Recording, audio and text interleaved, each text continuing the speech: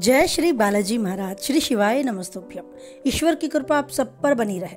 धनु राशि 8 मई से 12 मई 2024। जानते हैं क्या कुछ लिखा है समय ने धनु राशि से जुड़े जातकों के जीवन में 8 से 12 मई 2024 के मध्य। पहले आपको ये समझना होगा, जो प्रगति की गति आपकी थी, हो सकता है अपेक्षाकृत कुछ कम आपको होती नजर आए, यानी थोड़ा धीमी गति से प्रगति हो सकती है इन दिनों। आपको निराश नहीं होना है, समय की चाल के साथ अपने कार्य पर ध्यान देते रहना है। आपके सोचे हुए कार्यों में उम्मीद से कम सफलता आपको प्राप्त हो सकती है, लेकिन उस कम सफलता से आपको विचलित नहीं करना है अपने मन को। यदि आप रोजगार के लिए यानी नौकरी के लिए भटक रहे थे, तो आपको इसे पाने के लिए भी थोड़ा और इंतजार करना पड़ सकता है। वहीं नौकरी पेशा लोगों को भी कार्य क्षेत्र में तमाम तरह की चुनौतियों का सामना करना पड़ सकता है। थोड़ी तनावग्रस्त अपने आप को आप महसूस कर सकते हैं। थोड़ी थकान, थोड़ी उदासी आपके व्यवहार में नजर आ सकती है, लेकिन आपको इस समय को अपने कार्य पर फोकस करते हुए बिताना है।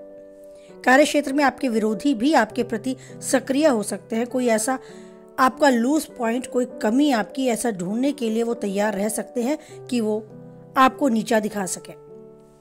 व्यवसाय व नौकरी में उथल पुथल और नियमित कार्यों में थोड़ा सा विलंब की आशंका बनी रह सकती है। कारोबार में आंशिक सफलता मिलने के कारण मन थोड़ा सा तनावग्रस्त तो रहेगा, लेकिन इसे आप अपने जीवन में आने वाले धैर्य की परीक्षा देने के लिए माने।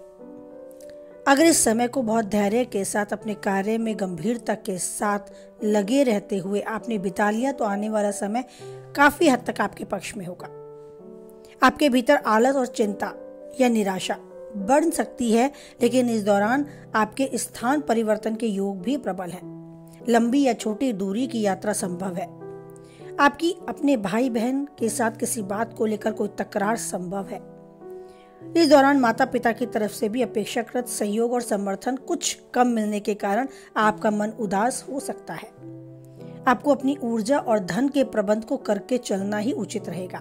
बेवजह के खर्चों से बचना होगा, अन्यथा बाद में आपको आर्थिक दिक्कत तक उठानी पड़ सकती है। दिनचर्या में खान पान पर विशेष रूप से ध्यान रखें, नहीं तो आपको शारीरिक व मानसिक कष्ट झेलना पड़ सकता है। ये सब समय की चाल है, कभी समय हमारे पक्ष में होता है तो कभी नहीं, लेकिन हमें इससे विचलित नहीं करना है अपने मन को। उस ईश्वर के प्रति बस अपना मजबूत एक रिश्ता बनाए रखना है और उसी पर सब कुछ छोड़ देना है, लेकिन हथियार नहीं छोड़ने, उदासी को अपने मन में जगह बनाने नहीं देना है। बात करें आपके प्रेम संबंध की, तो सोच समझकर आगे कदम बढ़ाना होगा। बेवजह के प्रदर्शन से भी बचना होगा, अन्यथा आपको परेशानी भी झेलनी पड़ सकती है। छोटी सी बात बड़ी भी बन सकती है, इसीलिए वाद विवाद से तो बहुत दूर रख के आप कार्य करें। वैवाहिक जीवन सुखमय बनाए रखने के लिए जीवन साथी की भावनाओं की कदर करनी होगी। हो सकता है आपका मूड ठीक नहीं है, आपका मन परेशान है, लेकिन नहीं है कि सामने वाला भी आपकी बातों को समझे। हो सकता है वो आप पर ध्यान न दे, लेकिन आपको अपनी भावनाओं पर कंट्रोल करते हुए उनकी भावनाओं की भी कदर करनी होगी। जीवन जीने के लिए, रिश्तों को निभाने के लिए न केवल अपनी भावनाओं को महत्व दें, बल्कि सामने वाले की भावनाओं की भी कदर करना बहुत जरूरी है। अगर अभी आप सिंगल हैं और वैवाहिक जीवन में आगे बढ़ना चाहते हैं, तो उसके लिए भी थोड़ा इंतजार करना ही होगा। हो सकता है कोई प्रस्ताव आपके सामने आए, समक्ष आए, परिवारजनों के समक्ष आए आपके विवाह संबंध में, लेकिन उतावलेपन में हाँ न कर बैठे, सोच विचार करके कदम उठाए। सामने वाला अगर तैयार नहीं है तो उसे किसी भी प्रेशर में, दबाव में लेने की आवश्यकता बिल्कुल भी ना करें।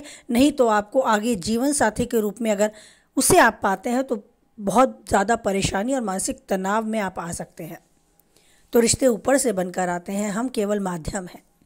कब कौन हमारे जीवन में आएगा ये पहले से तय है, लेकिन हाँ, हम इस बात को सोचकर खाली नहीं बैठ सकते, हाथ पे हाथ भी रखकर नहीं बैठ सकते। हमें चलते जाना है, लेकिन अगर कोई सफलता, कोई रिश्ता, कोई अच्छी चीज़ हमारे हाथ से निकल जाती है, तो मन को उतना उदास नहीं करना है कि आगे आने वाला जीवन भी बोझ लगने लगे। हमें ये सोचना है कि जो हम चाहते थे वो नहीं मिला, कोई बात नहीं, क्योंकि ईश्वर की इच्छा नहीं थी इसीलिए नहीं मिला। हमने उस ईश्वर पे सब कुछ छोड़ा है और वही सब कुछ करेगा।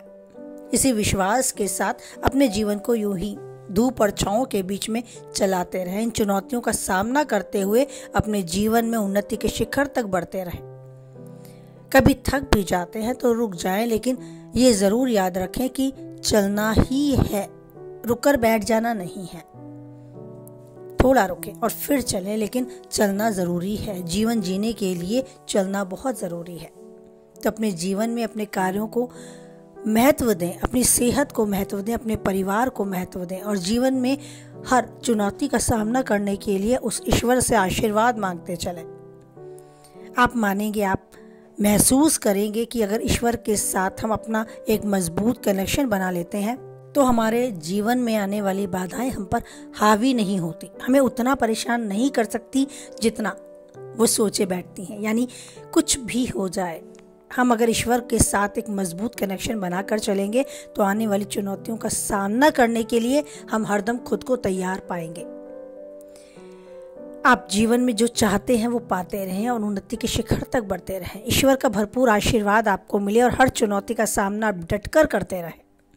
इसी उम्मीद, इसी आशा के साथ वाणी को विराम देती हूँ। साथ ही चाहूँगी कि मेरी मोटिवेशनल वीडियोस भी आप देखें। कुछ हद तक आप उसे पसंद करेंगे तो इस वीडियो की तरह लाइक करके अपनी सहमति दें। किसी के काम की चाहेंगे तो उस तक शेयर ज़रूर करें और पहली बार चैनल पे हैं, बने रहना चाहते हैं तो चैनल को सब्सक्राइब करें। साथ ही नोटिफिकेशन बेल को भी ऑन करें जिससे आने वाली वीडियो की सूचना आप तक पहुंच जाए।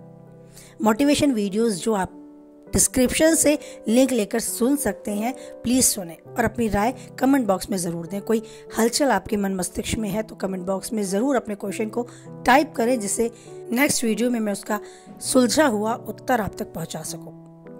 और अब फिर मिलते हैं दूसरी वीडियो के साथ। उम्मीद करूंगी आप यूं ही मुझे सपोर्ट करते रहेंगे और ईश्वर पर बनाए रखेंगे साथ में यूं एक अटूट विश्वास, क्योंकि परिस्थितियां कैसी भी हों, जानते हैं खुद आप किसी भी परिस्थिति में एक वही है जो नहीं छोड़ेगा आपका साथ। इसी उम्मीद, इसी विश्वास के साथ बोले जय बालाजी महाराज, जय माता दी।